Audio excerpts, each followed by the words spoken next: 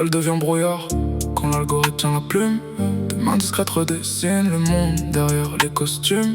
Les ficelles restent cachées pendant que les marionnettes suivent le rythme qu'on leur assume. Et plus le décor paraît propre, plus les consciences y consument. Ils savent que la famine contrôle mieux qu'une armée, alors ils touchent les graines, l'eau, les terres et les marchés. Empoisonnent lentement puis vendent les antidotes comme des incendiaires qui rachètent ensuite les autres. Les médias tournent en boucle comme des sirènes industrielles, créant des ennemis publics pour maintenir l'étincelle. Ils rêvent d'un humain docile, augmenté, programmable, d'un cerveau connecté, performant mais remplaçable. Des enfants conçus comme produits de laboratoire, sans mémoire des anciens ni racines dans l'histoire. Demande-toi pourquoi la mauvaise herbe est si tenace, pourquoi on nous asperge sur la place. Mais tout système fermé finit par manquer d'air. Même les empires les plus vastes tombent sous leur propre fer, parce qu'aucune architecture bâtie sur la peur permanente ne peut étouffer longtemps la conscience qui s'oriente. Ils veulent une foule branchée sur la même fréquence, de pensées redirigées sous couvert de bienveillance. Un ciel quadrillé, des regards suivis à distance, et l'homme applaudit pendant qu'on réduit son existence. Il maquille le contrôle avec des mots rassurants, pendant que les bases de données dévorent silencieusement. Chaque peur médiatisée devient une nouvelle serrure, et chaque crise une excuse pour renforcer les murs. Les anciens bâtissaient souvent leur lieu sur des axes précis, alignés avec les astres comme des dialogues réfléchis, comme s'ils connaissaient un langage oublié dans nos écoles. Une géométrie sacrée que les siècles modernes isolent. Le moindre maçon tient plus droit que vos cosmologies bancales, parce qu'un niveau à bulle détruit parfois sans temps de discours spatial. On mélange les langues, les rites, les symboles et les repères, puis on appelle ça tolérance. Quand les peuples perdent leurs prières, ils parlent d'humanité mais classent l'homme comme un produit.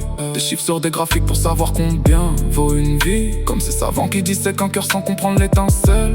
La science en conscience finit souvent au bord du scalpel. Claire se verra que parler de poison en servi dans des assiettes propres, d'un monde où l'étiquette rassure pendant que les entrailles s'abîment en silence et sucent contre l'or. On gave les sols de chimie, puis on vend des cures miracles. Les mêmes mains qui créent l'incendie dirigent ensuite le spectacle. Le sucre finance les règles pendant que les corps tombent en panne, et les laboratoires prospèrent sur des maladies chroniques rentables. Ils veulent des hommes connectés mais coupés de leur instinct, des cerveaux sous surveillance qui confondent confort et destin. Chaque caméra promet la paix pendant que les libertés fondent, et l'œil qui prétend protéger finit souvent par posséder le monde.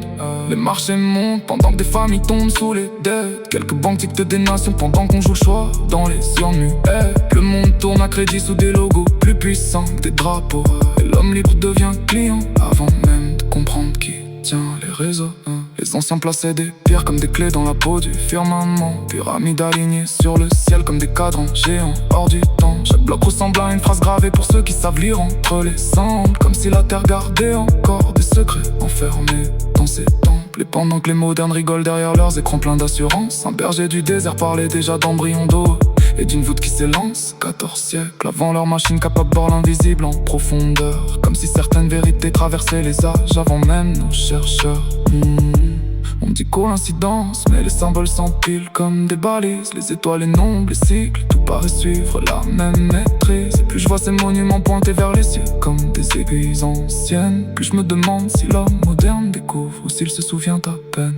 Peut-être que les anciens regardaient le ciel sans filtre entre leurs pensées, pendant que nous on cherche encore des réponses dans des machines blindées. Le firmament tombe toujours au-dessus des ruines et des générations humaines, comme un livre immense qu'on recopie mal depuis la nuit des airs l'antenne. M3, M3. Et si les pierres, les étoiles et les textes parlaient le même langage oublié, un monde ordonné, fermé, précis, qu'on aurait lentement brouillé. Alors je continue de lever les yeux même quand leurs experts parlent fort, parce qu'un homme qui observe vraiment devient difficile à rendormir en